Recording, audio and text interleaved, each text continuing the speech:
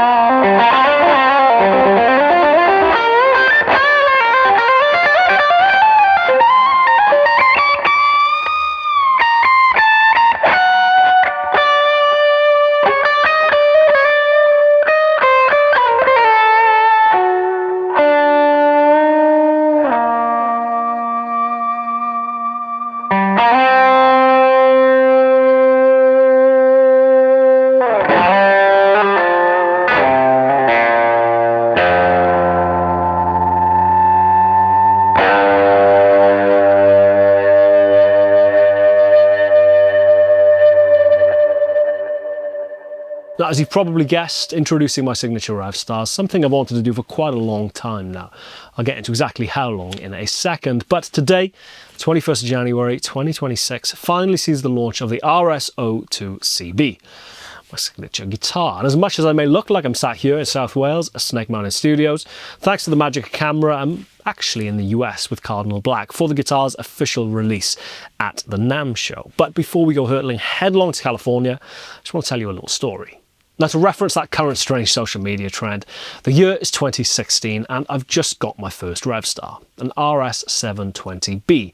A very cool guitar, no doubt, but it was to be an RS502 in shop black that I got a few months later that would really kickstart my love affair with the Revstar. I loved everything about it, but fundamentally it was its simplicity that really drew me in and captivated me. No bells, no whistles, no distractions, just a vibey, lively guitar that drew you in and made you focus on what mattered, actually making music. So you can imagine my excitement when in 2019, a few years later, Yamaha asked if I'd be interested in working with their custom shop in Calabasas, California to create something a little bit more bespoke. And thus, without necessarily realizing it, the road to my signature model had begun. Incidentally, a huge shout out to then Yamaha custom shop luthier, Pat Campolitano, who did an incredible job building my Revstar. And needless to say, it's not really left my side since I picked it up in January of 2020. It made its online debut just a few days later at Norman's Rare Guitars, but it was to be a few months down the line with the launch of Cardinal Black and our debut single Tell Me How It Feels, that really set in motion the snowball of clamour and noise that's doggedly followed this guitar ever since. Reddit threads, YouTube videos, speculation, not so subtle teasers, rig rundowns, forum posts, even a change.org petition for Yamaha to make a guitar like mine. And 6 years later, they finally have.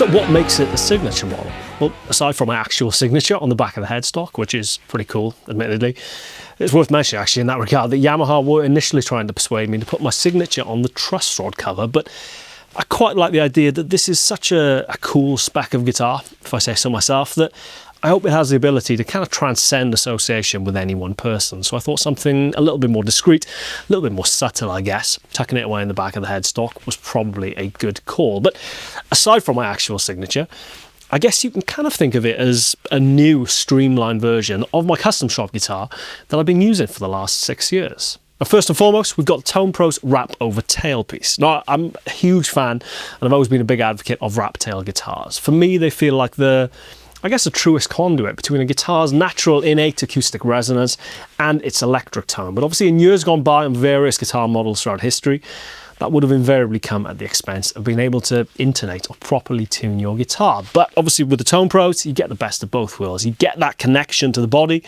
but you get the ability to tune and intonate your guitar as well, so win-win. It's worth mentioning as well that I found them to be incredibly robust and reliable. Obviously I've had this particular Tone Pros model on my custom shop for the last 6 years and this guitar for the last year and a half, I would say.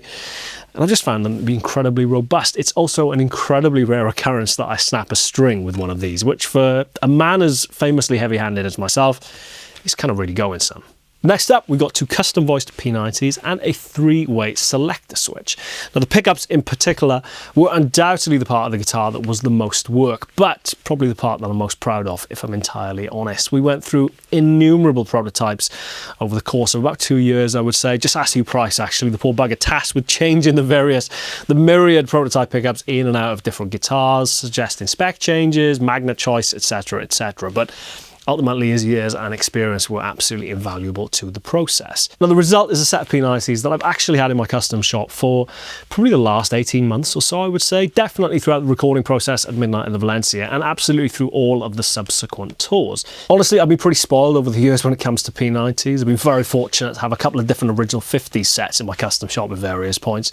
So you probably could say that I had a very specific vision of what it was I wanted to achieve with these pickups, and I'm incredibly pleased with the way they've turned out. They are dynamic, they're responsive, they're articulate, and in the way that all great P90s or P90 equipped guitars do, clean up beautifully if you back off your volume. You get that woody, almost faux acoustic tone that is such a unique, distinguishable trait of P90 pickups. I think over the years, because they were superseded by the humbucker, at least chronologically, there's been a tendency to overlook them or assume that they're a lesser pickup in some capacity. For my money, P90s are undoubtedly the greatest pickup ever made, and I'm incredibly proud with the way these have turned out, especially in conjunction with the simplified, maybe better, improved 3-way selector switch on my signature model.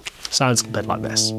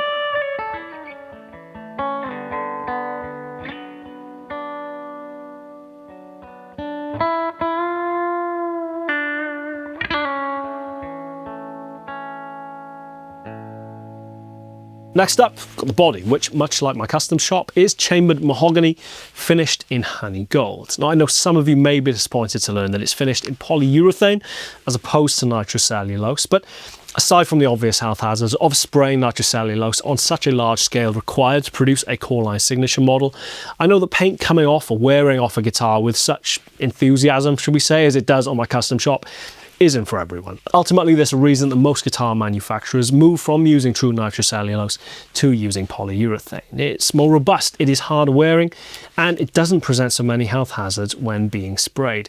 Also, you only have to look at how polarizing or divisive the subject of relic guitars are to know that not everyone wants their guitar to look like it's been through a war after just a couple of years of being used. So ultimately, it seemed like the sensible, more responsible decision.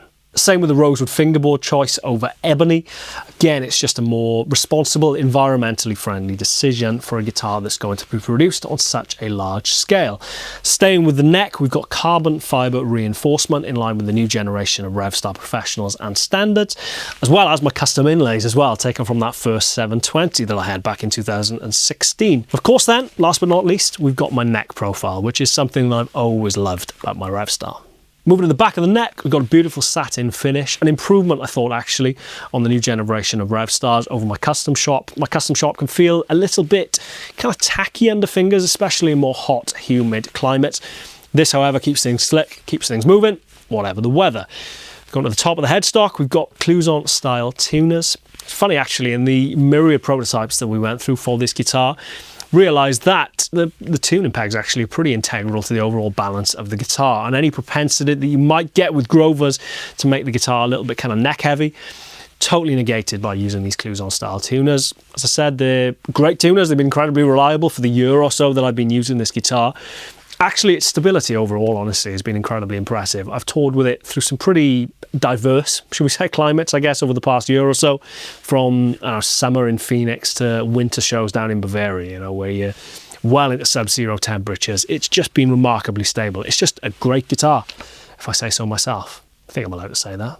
Now, I know there will always be a degree of skepticism surrounding signature models, and justifiably so, especially when signature products in general have seemingly become so commonplace in recent years. But honestly, one of the things that I'm proudest about of this Revstar is that historically, it's not really something that Yamaha do. They're not a company that continually throws out signature models into the world.